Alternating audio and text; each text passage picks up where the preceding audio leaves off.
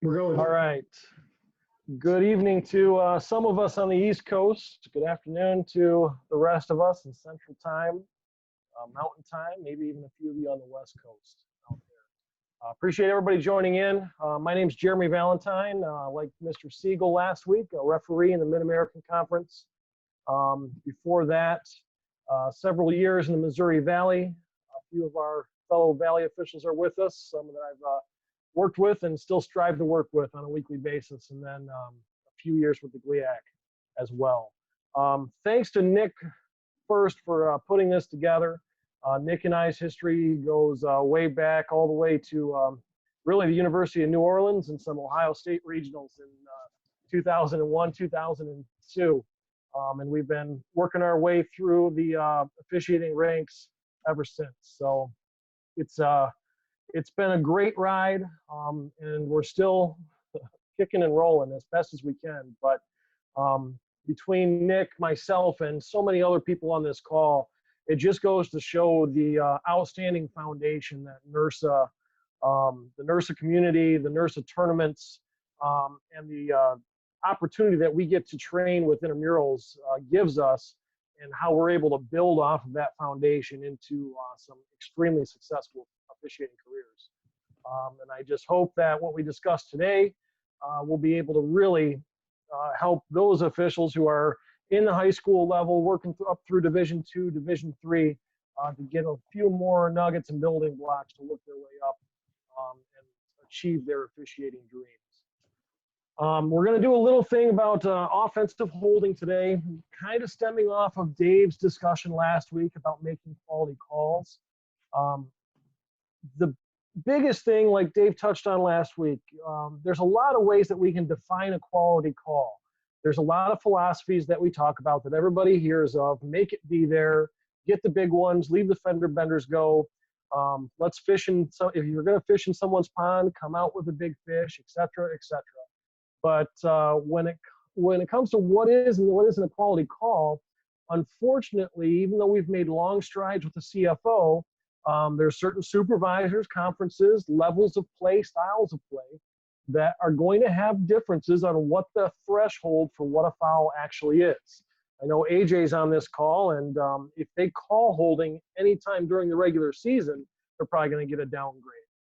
It's that absent in the GLIAC. But in other conferences out there, they want to see almost every single tug called, almost at the NFL level of stringency. So we're not necessarily going to get into what is and what isn't a holding foul here. That's not going to help this entire group. But instead, we're going to try to break these plays down and figure out an actual process that we need to perform as officials to achieve and make a quality holding foul. What we're going to do is talk about ways to see the entire block, focus on and learn how to identify suspect acts, and really ultimately develop an easy to repeat, easy to remember, easy to memorize 4-step process to achieve better accuracy for our holding calls. So if I can actually figure out how to work PowerPoint, there we go. So question is, what actually is holding? The good news is holding for roughly about 10 years, ever since we started talking about categorizing fouls, holding has been in that bin along with offensive pass interference and defensive pass interference, where we've really been able to assign categories and commit them to memory over time. It's this process has worked so well over the past 10 years, we're starting to create categories for other fouls. We now can think about categories for targeting, categories even for false starts and offsides. If you really dig deep enough, most of the fouls that we call can be placed into a bin or a category of one way or another. I know a lot of people talk about 4 different categories for a hold. I'm going to try to simplify it today even more and say that all holds, or at least for you engineers out there, a 6 sigma level of holding fouls, which is like 99.9999%, fall into these 3 categories: a hook and restrict, a grab and restrict, and a takedown. If you call a holding foul on the field, you should be able to say in your head, that's holding, for a hook and restrict. That's holding for a grab and restrict. That's holding for a takedown. And if you're not able to say that sentence to yourself on the field, it's probably not enough for a flag. One thing I want to point out with these categories, notice the crucial highlighted word in items 1 and 2, hook and restrict, grab and restrict. These two crucial components have to exist in order to consider a foul for offensive holding. If you only have a hook or only have a grab without the restriction, it's never going to be enough. So those two things have to be combined, and that's where we see the most opportunity to improve on our holding fouls. Many people are just seeing a hook, seeing that bad hand, throwing the flag on the action before the restriction actually occurs. So once we're able to settle in on knowing that the category is a two-part category, hook and restrict, grab and restrict, we'll be able to get that much better and that much more accurate with our holding fouls. So we talk about this restriction. What constitutes or what actually is a restriction? Restrictions in the game of football come in many different sizes, shapes, and levels of severity. Notice that if we only have a restriction but we don't have the hook or grab, we're probably just talking about a legal block. Obviously, it's completely legal to restrict opponents out on the football field pretty much every single play. Almost every single play we see legal restrictions all the time. It's just when we add that second level of the hook or the grab or some other illegal use of the hands that we start worrying about these fouls. Some situations, a slight restriction isn't enough for a foul. But other situations, that same slight restriction, and I'm really talking about the deep wing officials here, and maybe our line of scrimmage officials with the wideouts, that same slight restriction is all that it takes to allow the ball carrier to make a break for it. So what is a foul in one area of the field might not be a foul in the other area of the field, even though it's the exact same contact. What I'm trying to talk about when it comes to restrictions are really looking for indicators. Notice that these indicators are not necessarily a category of a foul. These indicators that we're talking about, shoulder dips, body turns and twists, pull downs, if a player takes a step away from the opponent, all of those things could be indicators that lead us to getting and achieving one of those categories that actually could warrant a flag. So we have indicators at one level, categories at another level, ultimately gets us to that flag. Indicators show up when we as officials officiate the defense. It's hard to do. Why? Because all of the keys that we're talking about, I say keys very loosely because we're getting away from the key mentality and really going to this initial responsibility mentality. But all of our keys that we're looking at as officials are on the offense. Why? Because the offense is going to really drive the direction of the play and give us a great read on where we need to look as the play develops. Unfortunately, the offense isn't going to be the ones that really tell us if a restriction's taking place. If we officiate the defense and look for that disengagement of a block when the defender's trying to get away and pursue the ball carrier, that's where we're going to be able to see the big elements of that potential hold. The biggest thing that I've learned over the past 5 years working with Bill Lamagna, we always want to get the big ones. And what he's trained us to do as referees and what's really sunk in for me, the biggest thing that delineates should we throw a flag and should we not throw a flag is if we make the defender prove that they were held. That's going to be the key indicator that we're looking for. Did the defender prove that they were held by either losing a step in pursuit, having a body part get twisted, turned away from the ball carrier, or just simply get taken down and taken out of the play? Those methods allow us to easily decide and determine whether or not a holding foul occurred. So this 4-step process, and we'll get to some video in a little bit. This is the key to nailing some holding calls and nailing our holding calls that are out there. If you don't reach step 4, you don't have a flag. And if you live by that rule and live by that mantra, your holding accuracy will skyrocket. I am a proponent of this because I have lived this. My sophomore year in the Missouri Valley, 6 incorrect calls for holding in a season. Unreal, terrible season. And since those 6, and since training with Mr. Lemagne, developing this 4-step process that's come from Bill Carollo and Wagner, my holding accuracy personally has gone through the roof. And luckily and happily, the holding accuracy of our crews, among other officials that are on this call, have also improved significantly. So what are these 4 steps? Officiate the play and focus on our initial responsibilities. Simple. We do that every single play. Should be easy to hit step 1. That's what happens every time we snap the ball. Second thing, this doesn't happen every single play. Most of the time, the players are good. They keep things legal. But what we're doing when we actively officiate is that we're seeking out and trying to lock onto any suspect act. Another key word there. Suspect act leads to indicators, which lead to categories, which lead to a foul. Now we have our 4-step process. So if we're seeing a suspect act on the field, which could be bad feet, if the player has hands outside the frame, if they're slow at the snap, if they're beat by the defender right at the snap or a defensive counter move, they're immediately suspect. That's where that indicator is going to show up.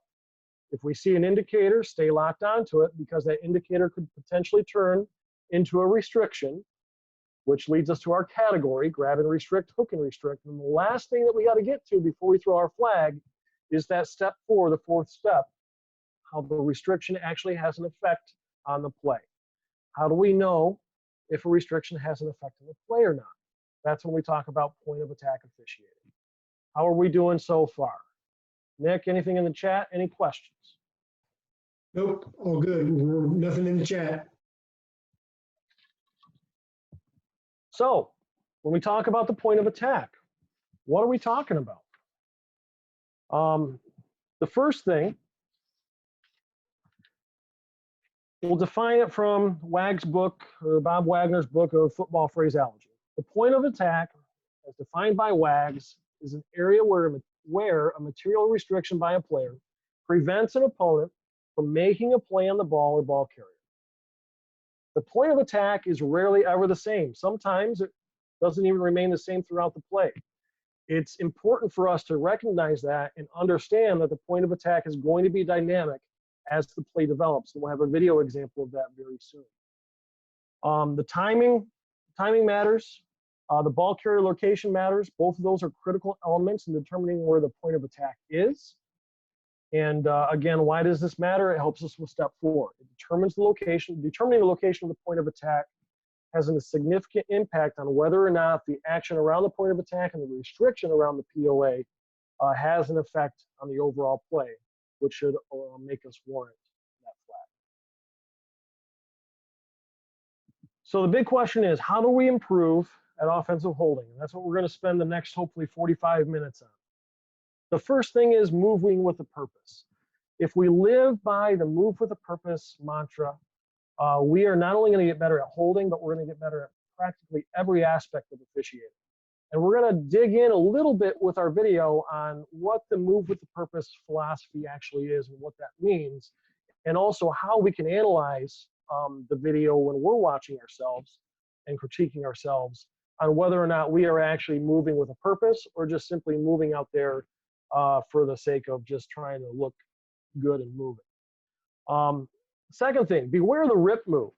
The defenders are learning that move, and it's a great counter move because not only does it help the defender get out of the block, but it also makes the defender look like he's being held. So it's crucial that we see the entire block, but also know that if we're seeing the defender trying to pull a rip, they're literally pulling that hand of the offensive player in and around their chest, making it look like the hands are outside the frame. So that's when we need to go to the feet and observe whose feet are beat where, and see if that offensive player is really losing against that block. The biggest thing, slowing down and seeing the entire play. And we're going to have a little exercise here, and I'm going to share some video that was not on the YouTube portion because I didn't want you guys to have a look beforehand and cheat. But seeing the entire play starts by focusing on our initial responsibilities and also knowing where to look when the play develops and as the play develops. That's again, trying to identify the suspect acts, which lead to the indicators, which lead to the actual categories. So when you find those and lock onto those, you're going to be able to get to those holds a lot quicker, see the entire play, digest the entire play, and make the determination on whether or not it rose to the level of a foul. The importance of slowing down and seeing the whole play, and really the importance of looking where we need to look, comes to just a factor of the way our human bodies work. And if you give me 1 second while I try to share some video here.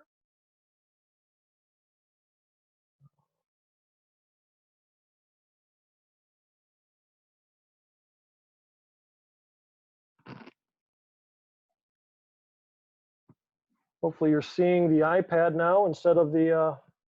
Yep, we're good. Beautiful. So we have a play. We're looking at the end zone view. I'm not going to tell you much from this. You have a referee or center judge's perspective on a football play. But the exercise I want to do is to have everyone just hold their fingers out in front of their face and put about 3 to 4 feet of space between your fingers. And as this video plays, I'm going to trust that you all don't cheat. I'd like you to move your eyes from side to side. So keep your head facing forward, and if you want to see me in the video, I'll do it. Keep your head facing forward directly at the screen, and just move your eyes from side to side, looking at your fingers as quick as you can, right to left. And as you're doing that, I'm just going to play this video and continue to look side to side with your fingers while your head is focused directly at the screen.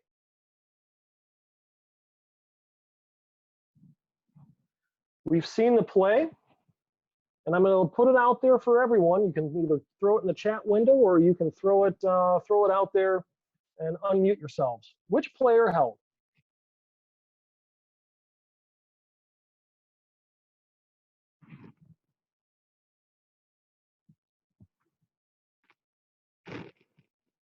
And nobody knows.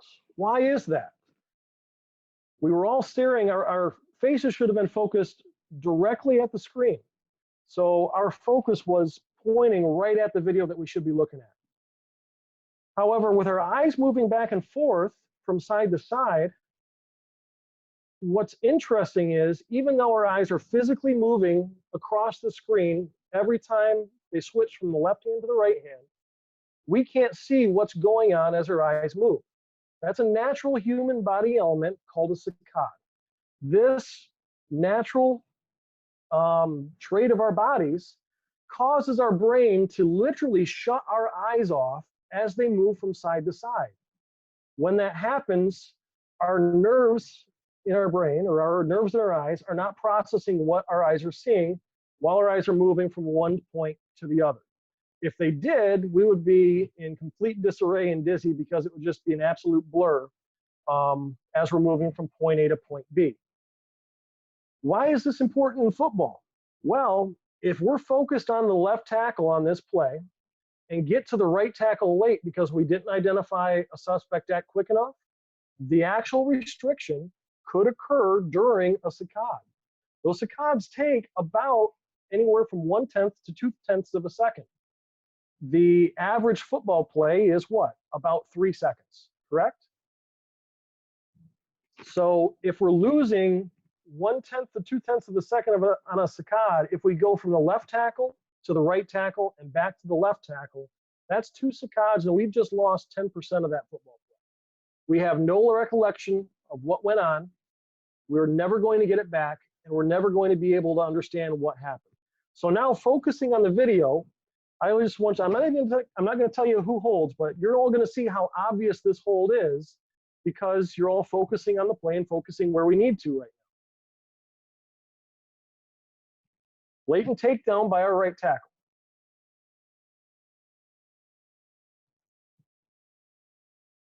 Correctly called by a referee, but this stresses the importance, now that we're looking at this, how easy it is to see and identify the suspect act. but how difficult it could be if we choose to not focus on the right thing at the right time. So that's the key indicator, that's the key to getting our offensive holds right. It's quickly identifying those suspect acts, locking onto those so we can observe the restriction, and getting into our categories for the foul. So suspect act is here, the right tackle's feet are beat, it turns into the restriction and bad hands, another suspect act. The restriction's the clear takedown. It clearly has an effect on the play because we prevent a potential QB hurry or clear sack. We get through 4 steps, the referee throws their flag, we have a foul here. Interesting concept, but it's completely true, and it's absolutely unbelievable when I heard about that from Walt Anderson a couple of years back. And it makes perfect sense. The more you look back and forth on the football field, the less you're actually going to be able to not just retain, but even observe, because your mind is literally shut off as your eyes move back and forth. Questions, comments about that?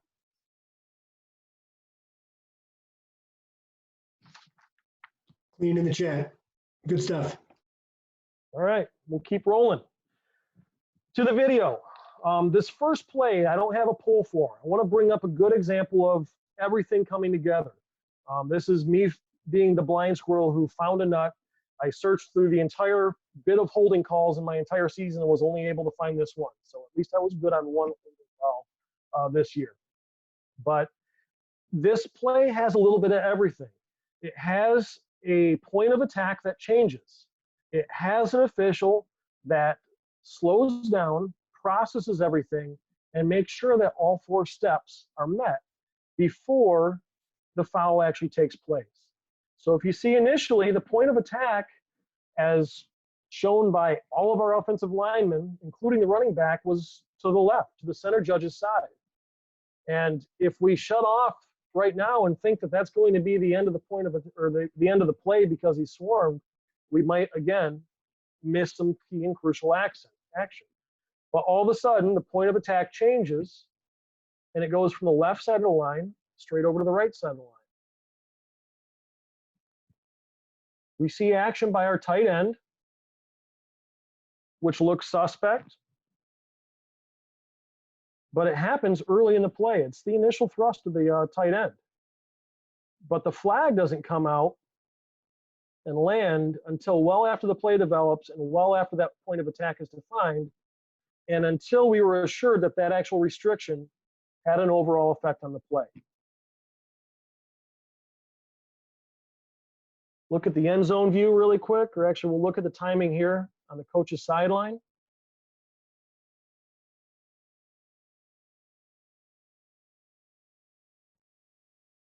And this is ideal timing and pace for your holding flags. If it's coming out sooner than this, it either needs to be blatantly obvious at the point of attack, or we're not, or you might be going a little bit too fast to develop or to process all 4 steps before we get to that, before we get to the level of a foul. And finally, in the end zone, we can see the takedown by the tight end, which warranted the flag. So we'll go into a little bit of plays that you guys can interact on, and we'll discuss some things afterward. Nick's going to be running the polls, so we'll take a look at things there. Am I missing anything in the chat? Nope, so we're good to go. First play. The question that you guys are going to see on the poll when it does pop up is, why shouldn't this action be flagged for offensive holding? We'll give you all 3 views.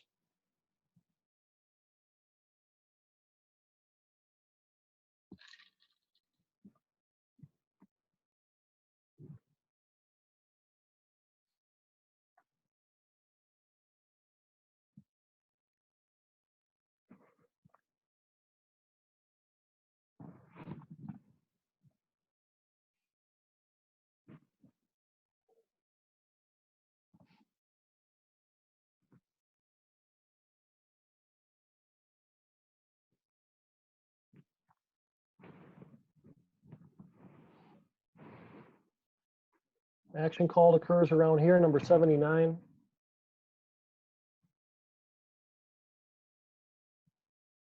So go ahead and throw the poll up there, Nick. It's there. So why shouldn't this action be flagged for holding? A, not enough restriction. B, no effect on the play. Or C, are you kidding? This is clearly a foul for offensive holding. You know, I like running these polls because I don't have to stick my neck out here. Yeah, I left them. I don't think they're anonymous either. I forgot to check that box. So you're going to put your neck on the line. And Nick, I can't see the results, so these are all going to be you. You might have to share your screen in order to make it happen too. I just shared the results. Can you not see them? I shared it with everybody. Can everybody else see them? Is it in the chat? Nope. I can see him, Nick. 1 for not enough restriction and 11 for no effect on the play. Beautiful. And the majority clearly wins there. No effect on the play is our answer. Yeah, there is enough restriction there. It's a takedown. And it's a clear takedown by the tackle. But we need to get the step four before we throw our flag. Did this have an effect on the outcome of the play? Absolutely not. It was either going to be a sack by player A or player B on the defense. Does it really matter who? No, they're going to decline the foul anyway. Should they decline this foul anyways? But we saw that takedown that occurs at the 32-yard line here. It is a takedown. There is restriction there. The referee gets to step 3 in our process, but he never got to step 4, and he didn't hold it or hold his flag enough to get him to step 4 and see how the play develops. I'm sure if he waited that half a second to digest not just what he's seen, but also what the result of the play was, he would have kept that flag in his pocket and saved himself from a potential downgrade. Any other questions there? We were pretty good. That was a nice warm-up, over 20 or over 90%. So this second question, we're going to be looking at the left guard, number 74 on this play. The block occurs at the 14-yard line.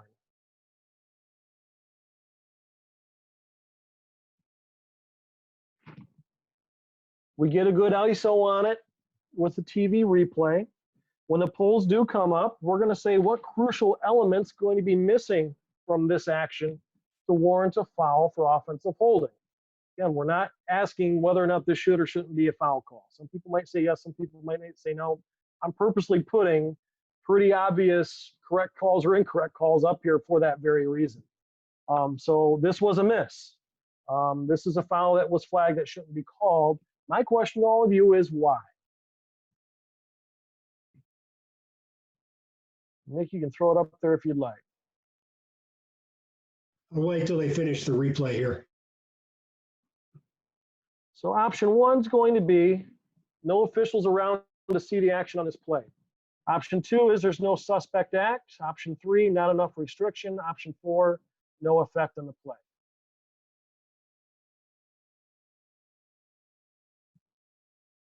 So again, just trying to see where we are in this process.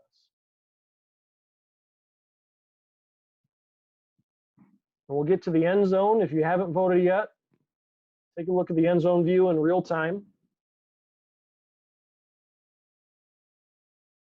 And go ahead and vote.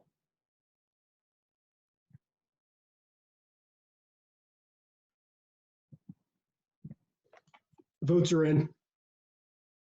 And how do we do? 8 for not enough restriction and 5 for no effect. Okay. Majority still rules, and that's what I like. And the question that I have for all of us is, for those that said no effect on the play, did you vote when we were watching the slow motion replay on the TV feed, or did you vote when we were looking at this fast motion or real-time video from the coach's film? It's amazing to kind of see how we can make something look a lot worse than what it is if we slow something down frame by frame versus playing it in real time. Because in this coach's film even, we can see a suspect act that's clear. Hands are outside the frame, defender is trying to disengage. There's even a little bit of a jersey stretch here. But what other indicators are we looking for? Did the defender actually lose a step? Was there significant body twisting or a shoulder dip? The answer to that question is no. So yeah, there was a slight jersey grab, but not enough that actually resulted in a restriction. And what makes things interesting is if we slow that thing down like we did, it could look bad. Not enough. So when we're reviewing our film, when we're breaking down our game film, the first thing we should do, especially when it comes to calls like this, watch it in real speed and see if that defender actually does lose a step or gets affected or impacted with his momentum, or if he's able to just slide down the block like he does here and continue his pursuit. Questions or concerns about that play?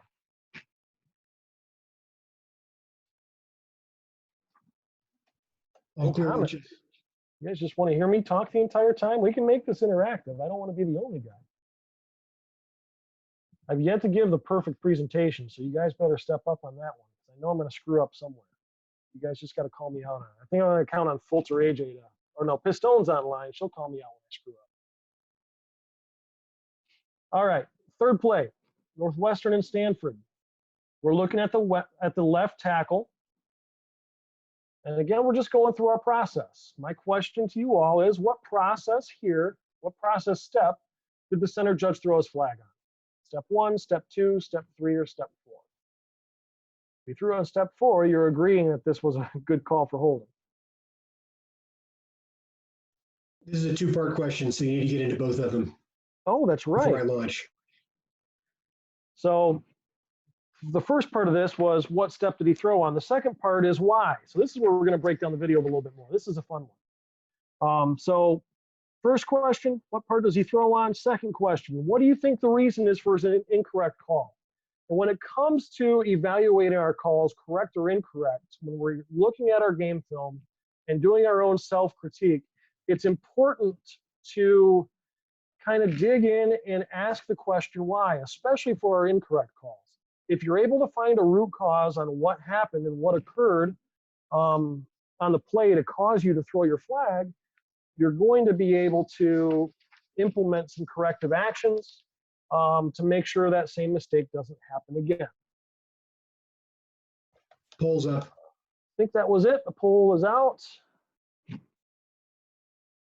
think our end zone shot was one of the biggest ones, or most telltale signs that we had.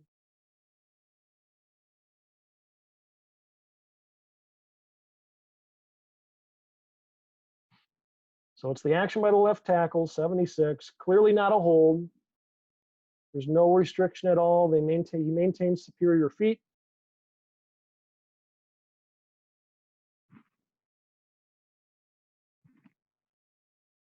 And Nick, what do we have? Give it another second or two for everybody to finish voting. Okay.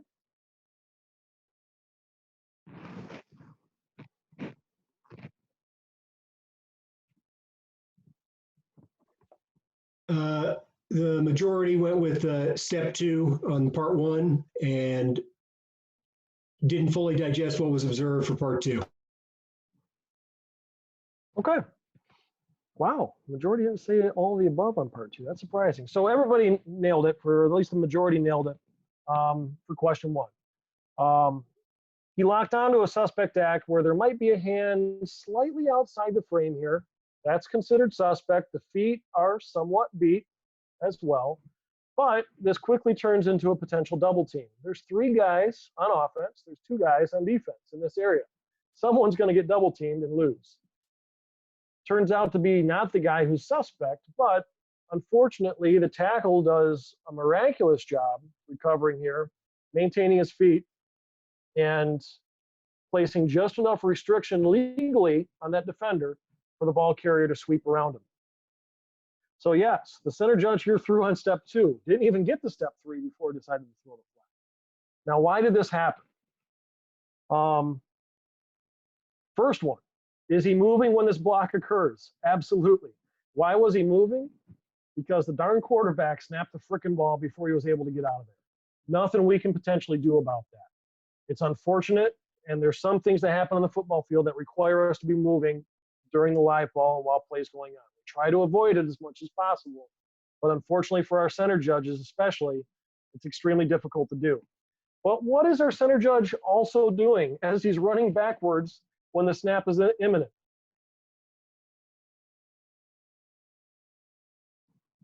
Boom.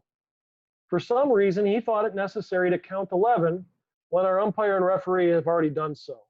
Yes, we love it when our center judges count 11 players with us, but with the mechanics in both 7 and 8 man, primary, and now H and L are primary and counting the offense. We have 4 officials counting the offense every single play. We'd love to get that 5th official in 8-person mechanics, but in situations like this, where you're holding players for subs, the center has his hands over the ball, we as center judges need to prioritize. The first thing that can go is counting players to 11. Because where is our center judge focused when the snap happens? He's looking at a wideout all the way across on the other side of the field. So he has to go from the far side of the field outside the hash marks to his tackle. We talked about the importance of looking where we need to look, all at the same time while he's in motion, still trying to retreat back to his position. So our poor center judge here is screwed from the get-go. Second thing that happened, as we break down this video even more, as the block develops, center judge has a pretty good angle. He should be able to see this, but when it develops even further, it turns into a slight straight line. Harder for the center judge to see.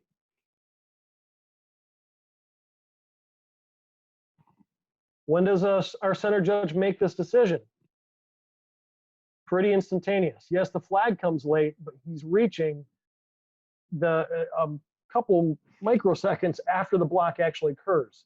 I highly doubt he had time to fully digest what was observed. So the correct answer here is all of the above, because when we break this thing down, our center judge really was in trouble from the get-go, all because he decided to unnecessarily count players.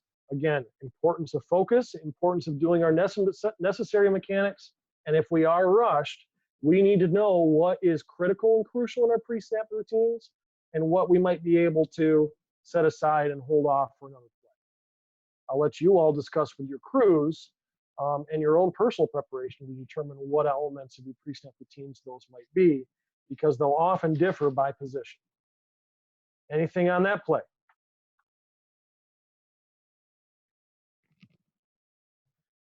Nope, all clear in chat.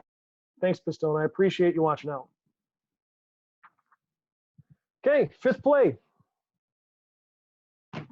Oh, what am I looking at here? 4th play, CMU and Akron. We're looking at the wing official here.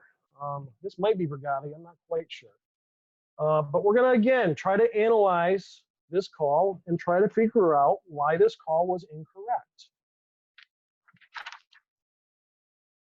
We're looking at the wide receiver here, the slot back,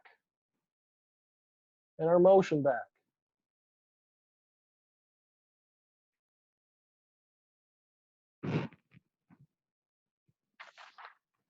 Our question here is going to be practically the same thing we had for our center judge. Why did our official incorrectly flag this action for offensive holding? They didn't see the whole play. They didn't reach step 4 before throwing the flag. They missed the double team block by the left tackle, or they failed to get a lot of input or much needed input from our center judge. And the last option, clearly all of the above. Action right at the 35-yard line.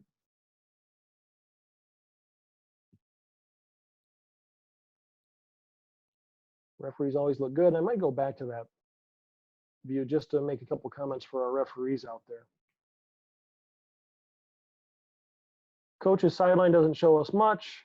Here's our end zone with the center judge's vantage point that we should be able to see, again, looking at our motion back.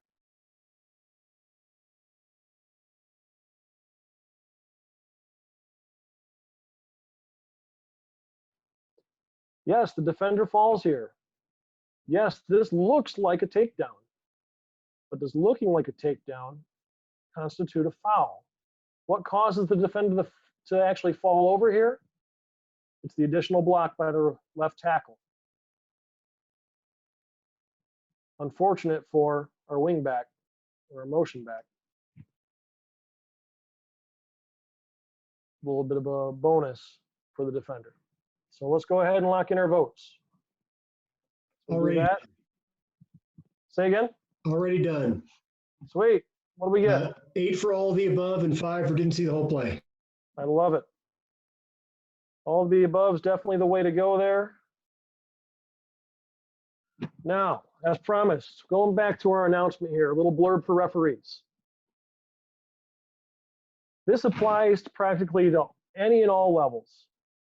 Division I, Division II, Division III, doesn't really matter. Look where our referee is right now in this discussion, in the midst of a pile of players. And where is our opening here as referees for an announcement? There's some here, or there's what this referee decides to do. And as they zoom into them, look at how close and look how easy it is the camera is able to find you. They came in and found the referee and locked right onto him while he's in the middle of a pile of 11 players. No issue at all for the camera and the vantage point from the press box. Yet we still, as a referee, decide to walk through the entire team, walk about 10 yards, and then enter into our announcement. This is where we can impact our efficiency. That took about 10 seconds to walk that far. We do that 15 times for 15 fouls. That's 150 seconds we can shave off of our game time just by changing the direction we want to go during a foul. And instead of walking through this entire mess, we just step right out here and make our announcement 2 steps away.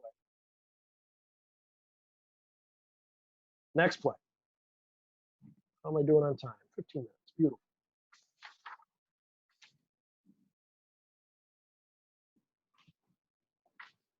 We're going to focus on our wide receiver here. This is going to be quite a long play.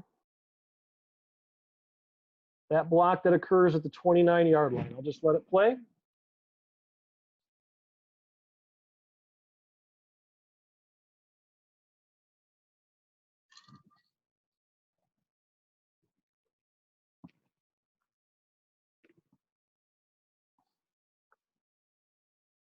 Our umpire does a good job of putting funny air into that whistle and killing the clock because there's flags on the field. The unfortunate thing is that the umpire was the one who threw that flag.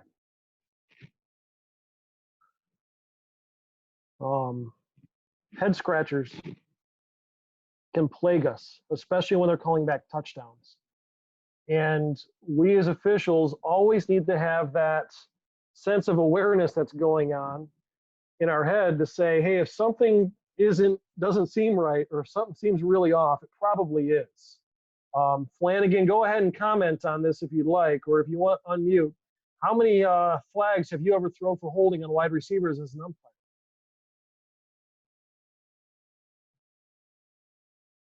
Now Flanagan's out, hopefully pouring another bourbon. Any other umpires in the room?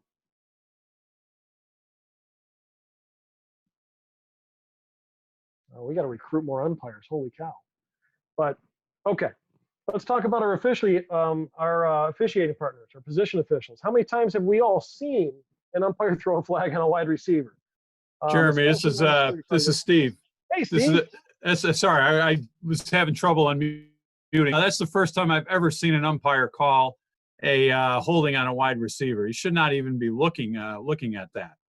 Exactly. At all. So I actually thought first time looking through on YouTube that it was a short wing or deep wing who threw on that, but now you said it was an umpire. That's appalling. He should not even be looking at that. There's too much going on in the line activity for him to clear to even get there. We should never even think of throwing offensive hold on a wide receiver, and that's not enough of a restriction. If there's any restriction there, guys already buy them if there's nothing there. Absolutely. I mean, yeah. Don't. You talked about in the beginning, if you're going to fish in someone else's pond, make sure it's a big fish. That's not even bait. That's nothing. So let's go ahead and open up the poll here. Our umpire throws this flag on number 83. Who has the best chances of saving our crew? This thing is calling back a 80-yard run, an 80-yard run. We need a crew save here. who on this crew was going to step up and say, nope, not today. That you called it on who? 83? Not going to happen. Options are either line of scrimmage official. Option 2, the far side deep wing. Option 3, the near side deep wing. Option 4, the back judge. Option 5, no one. The U's going to be on his own little island here. Go ahead and lock in your votes.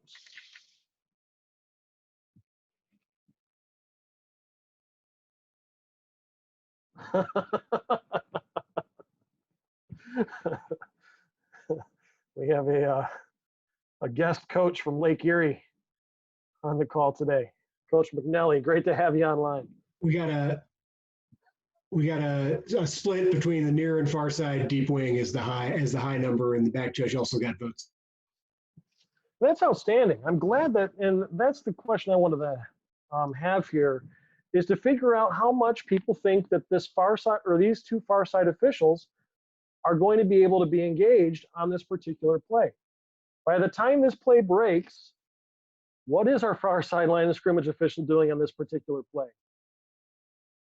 Possibly focused on this block right here? Or is he going to be watching the ball carrier make a break for it, enjoying taking the rest of the play off? Hopefully he's not doing the latter portion of that, and he might actually get a look at this block and not only be able to look at that block, but also see the aftermath of the umpire throwing his flag. Our far side line of scrimmage official might have a great opportunity at coming in and telling the umpire, nope, let's pick this up. I saw that too. The crucial answer, or the key answer, would be whoever's key or initial piece of responsibility that is, our far side deep wing. That's his key. He should be watching that action from start to finish, because it doesn't become suspect until it's actually at the point of attack. There is no reason why our deep wing should be able to come in and get our umpire off of this foul, aside from the fact is because it's such a long run, he might have been caught and taken aback that the umpire had holding, thinking it might have been an interior line play hold, and all of a sudden over the microphone, we hear number 83. Question to the gallery. When you hear over the microphone the referee say number 83 holding, and when we watch the umpire start walking it off, is it too late to come in and fix it? Anybody out there? Siegel.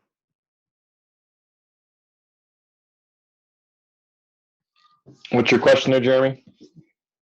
The question here is, when we have this foul, we're trying to analyze, since this was the deep wings, the far side deep wings key, why, or would it be too late as a far side deep wing, assuming that he didn't come in and fix it because he didn't even know who the flag was on, seeing that flag from the umpire, thinking it was going to be an interior lineman, and all of a sudden we hear a referee announce holding offense number 83, who was his key 10-yard penalty, replay second down. We're marching off the ball, or we put it down, and it finally clicks in our deep wing's head. Holy shit, 83 was my guy, and he didn't do a thing. Can we still fix it? Yeah, absolutely. It's something that you learn only because you missed opportunities to fix plays before. But we can always fix something until the next snap. It's defined in the rule book that way, but we would much rather take the 2 minutes of embarrassment at the far length of time on this play, as opposed to having a conversation in the locker room afterwards, having a conversation on the ride home, or on Sunday, or when you look at the film, or when you look at grades, or whatever. So it's real important. Try to listen to the announcement over the PA. I know in some stadiums it's easier, some it's more difficult, but it's real crucial for every official to listen to that referee's announcement. And in this case, yeah, if you've heard number 83 and that was your key, and what the heck did this guy do? Make a scene and have a conversation to get it right. Yep. Again, quoting Lamagna, wise men say, it's better than to look like shit and get the play right than to just plain old look like shit. pardon my French, but I'm going to quote him as he should be quoted. And it couldn't be more true. I cannot stress enough, and this again applies at all levels, the sinking pit in your stomach that you're going to feel and the potential embarrassment because, yes, this is going to hinder our crew perception a little bit for 30 or 45 seconds until that TV replay can get back up there, is going to, yes, initially feel bad, but feel so much better than the phone call that the referee is going to have to get when his supervisor calls. Than the phone call the supervisor is going to get before he calls the referee from the head coach and athletic director, wondering why we cost their team 80 yards on this play. And the aftermath that the crew is going to have to deal with downstream as a result of this incorrect flag pickup. We've been talking about this play for over 10 minutes now because this flag wasn't picked up and we didn't take the extra 30 seconds on the field to get the call right. If the deep wing in this case, or any other official who's seen this and seen this entire action, took that 30 seconds to come in and get the play right, 18 of us aren't even talking about it right now. It's never seen again, never looked at by an observer, a grader, an evaluator. Why? Because the crew got the play right. And that's what it's all about. JD, question from the chat. So let's say we go through this process and we recognize that the umpire's thrown this flag and we want to get in there and pick it up after the announcement started.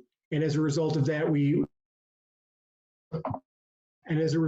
somebody misplaces the end of the run. What are some tips to make sure we either don't lose the end of the run, or how do we find it again if we happen to lose it?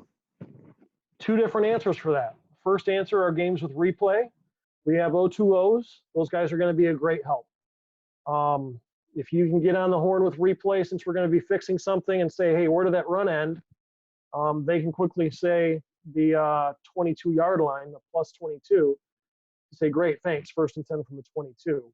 After the referee announces, correction, the action by number 83 has been deemed legal, the result of the play will stand, 1st and 10.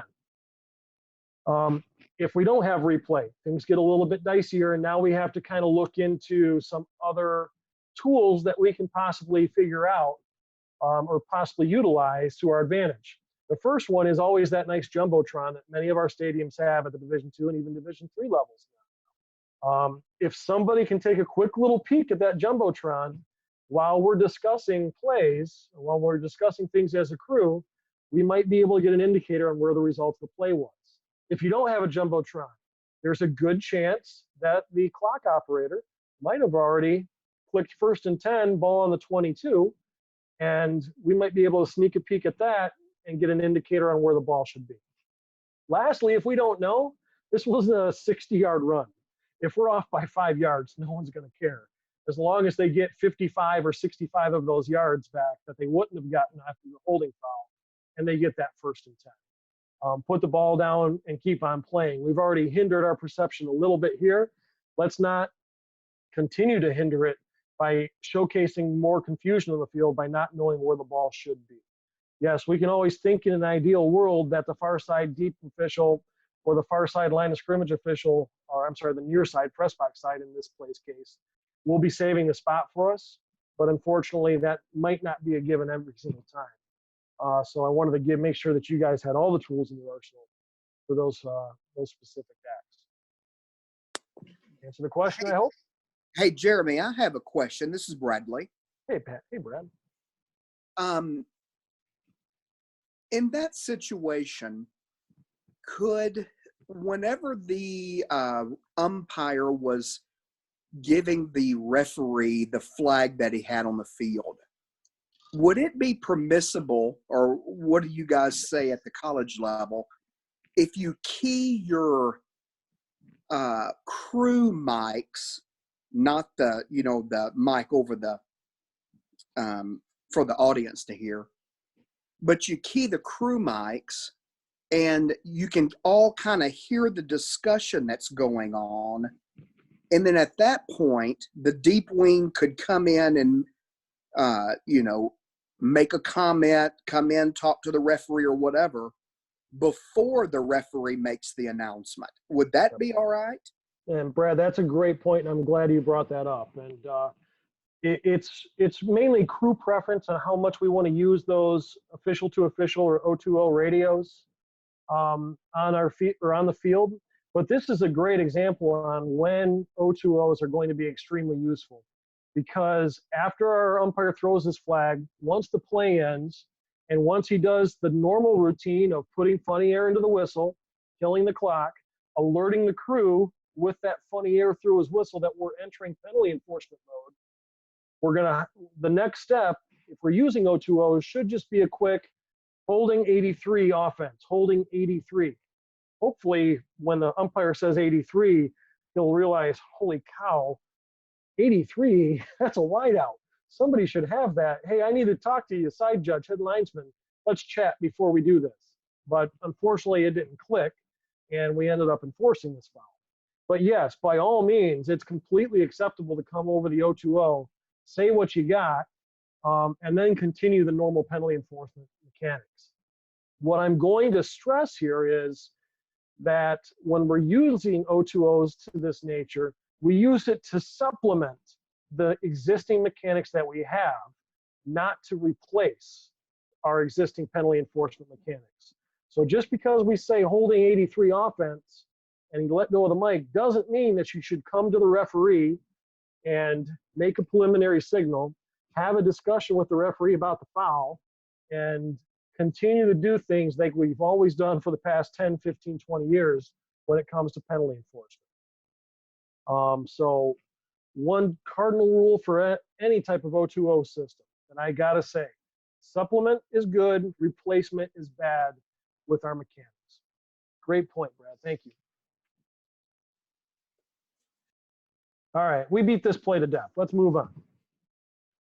Indiana, Michigan. Easy poll question here, mainly looking at mechanics. What direction does our umpire cover a play?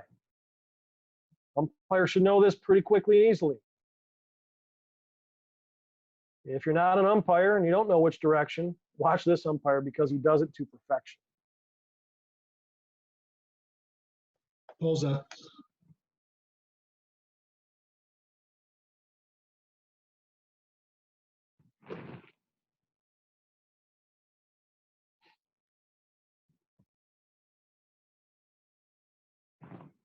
How we do there, Nick?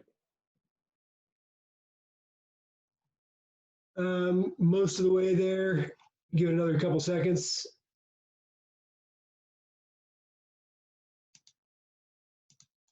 Backside to front side, 6 votes, front side, backside 4, and then guard, center guard 1. Okay, so let's break this down a little bit. Flanagan, you still with us? I'm still here, yes. Which way you covering this play? Okay, I'm kind of looking what would be to the offense's right at first. So concentrating really on looking at 72 and 77, right where he got circled in there. And then wait there's a second, really Steve. 77 is the referee's key in this case. right. Okay. Right, but I mean that's kind of where it opens up. I'm not sure which way the quarterback's going to run, but that's my initial look there. Those are the threats right away that fall into my my area. 72 is covered, and at first 77 is covered. The other down lineman kind of loops way out into the center judge's area. So I mean I'll work that area, and then I'll flow over to my right to the offense's left as the play develops and the quarterback looks that way. But you're absolutely right. 77's your guy, but at first it doesn't matter if we have 1 or 2 eyes on him. I mean, we have him covered, but just the way this play opens up with the tackle or the other defensive tackle looping way out, and the way the umpire is positioned here to stay behind the linebackers, that's the view that opens up initially, and then we can work over towards the front side. You're 100% right there, Steve. I couldn't have said it any better myself.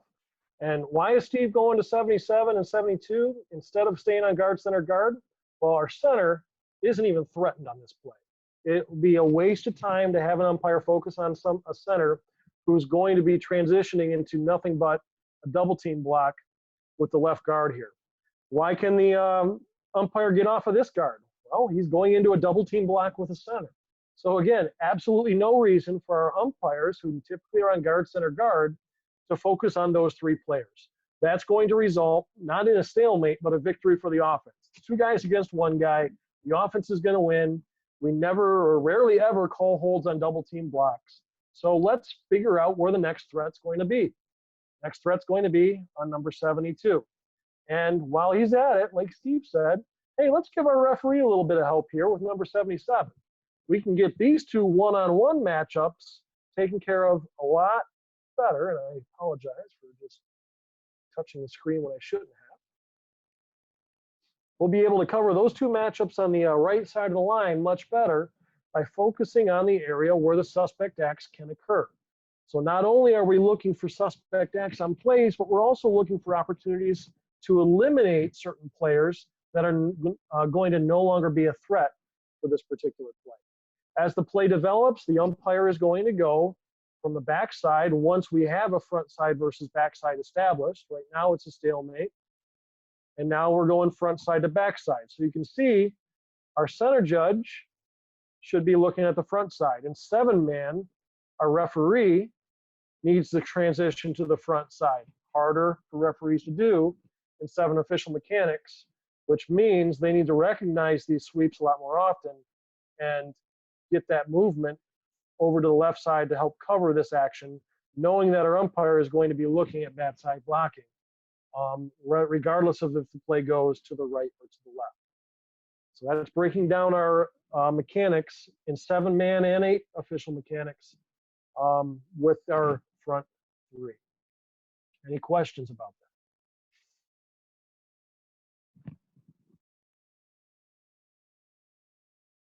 Analyzing the actual hold by number 72 there, you can see as the defender attempts to disengage and pursue the quarterback, 72's got a nice grab with his left hand. The defender's unable to disengage, even though he reaches for a potential sack. When he loses that step there while he's reaching, that's him proving that he was held.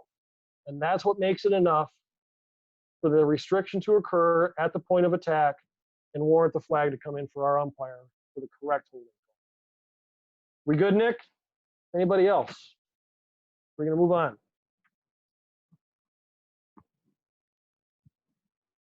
We're good. Keep on rolling. I'm running late, so we'll try to get these in closed out quick. Time score situation, or I guess KJ Hamler's stats. Now we got time score and situation. Holy cow, big game. Second half. Line judge, field judge are on the bottom of the screen. Head linesman, side judge are on the top. We're looking at the right tackle on this play. My question to the group is, how many flags should we have on this play? We just talked about keys. We just talked about mechanics. Luckily, we don't have to figure out and debate whether or not this is or isn't a hold. It's pretty blatant, pretty obvious. But how many people should be calling it? What's our coverage like? Options. Number 1, in goal line coverage, the referee's on his own with this tackle. Number 2, goal line coverage is no excuse for the head linesman to stop officiating. AJ, you're on deck. Be ready to answer because I'm calling on you next.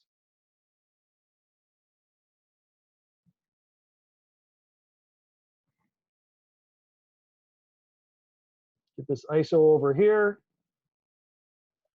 11-1 for 11-1 for the goal line is no excuse for the head linesman to stop officiating. All right. AJ was probably the one. Come on, AJ. Yeah, I can jump in here. No, I was not the one. But and then I will agree that this is a hold, although I can't say I agree on many of the other ones. No, on this, we're snapping from the 7 and in, so line of scrimmage officials at the snap are moving to the goal line. But to your point, that doesn't take us off the hook, right? And so on this play, run it back. You can run it back if you want, but we at the snap, we're flowing. Initial responsibilities. It looks like we would have that wing back at the top of this. Headline judge would have that wing back right there. He's free of foul right now. He can't foul. He's free of foul. we're getting a good look, especially in 7. We have to have a good look at that tackle. But even in 8, and he goes away. Yeah, I mean, we're focused on 71 right there. And if 71 was good, hands were good, feet were good, all check, then our eyes are going to move out to that wide receiver. But no, to your point, we're flowing, but we're on that tackle. And we should absolutely have a flag down on 71's hold on that. A lot more difficult when our line of scrimmage officials are moving. And thank you, AJ. Way to nail it again. I appreciate it. Hey, this is Frank. Hitler, Go ahead, Hitler Frank.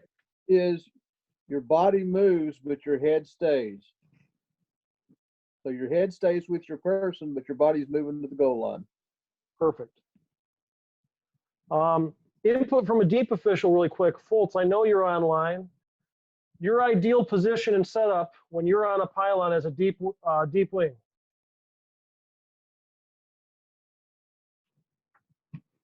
Oh, so we're snapping at the 7, so we're on the back pylon. Sure, so let's make this the 10. Where are you standing here? If possible, depending on how many people are right there, just move them. Actually, when you get out to the stadium to start the game, take that G and move it as far back as possible, because you want to start on the limit line. Okay, and that's what we're looking for. You want, as a deep wing, our deep wings are starting on the limit line on goal line plays. Why is that, Bill?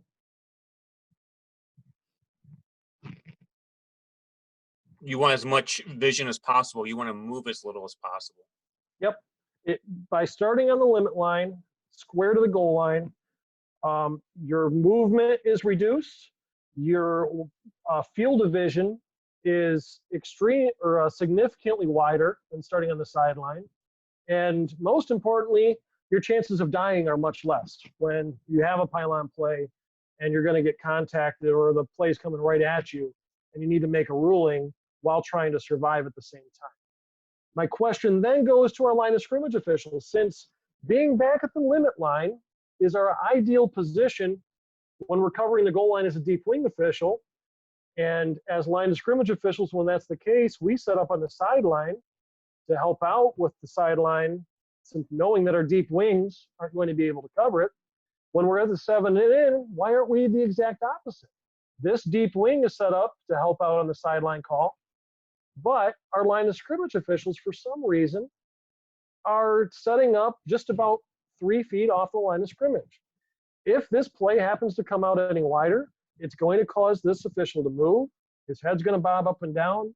He's going to lose focus, and we have a chance of missing a call or getting a call wrong. My challenge to line of scrimmage officials, and again, disclaimer, do what your supervisor wants, do what your crew wants, but a challenge I have to line of scrimmage officials, when you're at the 7, start at the limit line. Then all you need to do when we snap the ball is move straight laterally downfield along the limit line until you get to the goal line. So then once you're set up at the goal line, you're set with your width, you're set exactly where we need to be in the ideal Cadillac position of any other deep wing official out there. The deep wing guys are going to get jealous because I just told the line of scrimmage officials how to master goal line calls. If we don't do that and just keep our normal width at the 7, to properly position ourselves, we're going to have to run back at some crazy weird angle and hope that we're stopping at the right width and stopping at the goal line to put ourselves in that Cadillac position. So take some movement that you're going to have to do anyways out of the equation during the live ball and take that movement and fix it during the dead ball and set yourself back up at the limit line. You just got one direction after that, a lot less movement while the ball's live, probably a better chance knowing that you already have your width on this play that's coming your way, looking at inherent doom, potentially get that holding call by number 71. I would say, Jeremy, before we move off of this, one way to make sure you keep that limit line or you keep that space clear is to tell your chain crew, line of scrimmage guys in the beginning of the game to make sure that they're working on the limit line the closer they get down to the goal line, so you got that plenty of space to work. All right, same play, or actually same game, I'm sorry, same drive actually, 2 plays later. We banged them for one holding call already. and they're still knocking on the door. And guess what? We're going to get them again. So instead of 1st and goal from the 1, now it's 3rd and goal after they threw an incomplete pass from the 11.5. We're looking at the action on the bottom of our screen, and now we're going to analyze what's going on with our line judge. This is our last play of the game tonight. And let's think back to the key indicators on what we need to do to correctly call holding fouls and ways that we can nail and improve our accuracy on holding fouls. So we get this correct by the center judge, but again, this is one where we should probably have 2 flags in this play. We're outside the 7. There's no goal line responsibility for our line of scrimmage officials to use that as an excuse. So what causes our line judge to miss this foul? Answer possibilities. Answer 1, it's the guard. It's not the line of scrimmage officials guy. Number 2, unnecessary movement or improper block progression caused our line judge to miss this. Number 3, he's straight lined. Or number 4, are you kidding? That's no way that's a holding foul. And the line judge properly passed on this call. Watch number 74.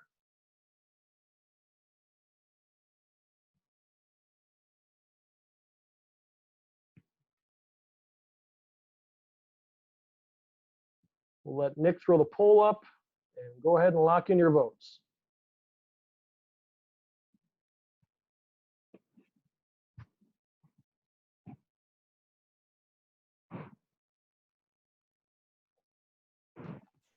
Clear majority with unnecessary movement, all but 1. I love it. And we can really see it on the coach's tape here. Why is this movement unnecessary? Why do we talk about moving with a purpose? If we analyze our line of scrimmage officials' movement here and go frame by frame, we notice that as the restriction's taking place, our line judge is already starting to move downfield. Line of scrimmage officials, Nick, if you want to take this one, go ahead and jump in. Is there any reason as a line of scrimmage official to start moving when the ball carrier is parallel with you? No, and there's even less reason to move the closer you are to the goal line because you're not going to go all the way to the pylon. So if we're inside the 10, 10 to 7 especially, I'm going to make sure that runner is clearly past me before I do anything heading downfield. And that is the crucial element that we're looking at on this play. Not only is the line judge moving when he shouldn't be on any running play, but he's moving when he shouldn't be, especially on this running play this close to the goal line. The last thing we want to do as a football crew is have 2 looks on the field that are the exact same look or the exact same vision. And when we're not in goal line coverage, every step that the line judge takes closer to the goal line brings his look closer to the exact same look that the field judge has for no reason at all. We're much better off as a crew having this wide angle from the pylon and having this wide angle from the 10-yard line versus our line of scrimmage official coming down here and sharing the exact same view and angle as our field judge. Because now we have this entire area that we could be covering from back here wide open for potential coverage. And really that's where, if our line judge stays home, yes, he might be a little straight line now, but if he stays home and stays back at the 10 or 11-yard line, that would open up perfectly for him, and he'd be able to come in and help out with our center judge on that. That's the key about move with a purpose. That's the key, and this is really how we want to analyze our film when we're looking at ourselves each and every week, or even during the offseason play-by-play. Break it down step by step. And the minute you see yourself make a move like this, ask yourself why. Did I move with a purpose? What was the reason I moved just now? Was it to improve my angle on the play? Was it to improve my vision or overall vision of the field? If you can't say yes to either of those, chances are you shouldn't have moved and you should have stayed home in that present position. With that, that's our last play. I'm going to open it up to the fields. I'm sorry for running about 15 minutes over, but I appreciate you guys sticking it out with me. Any questions or comments? Any thoughts?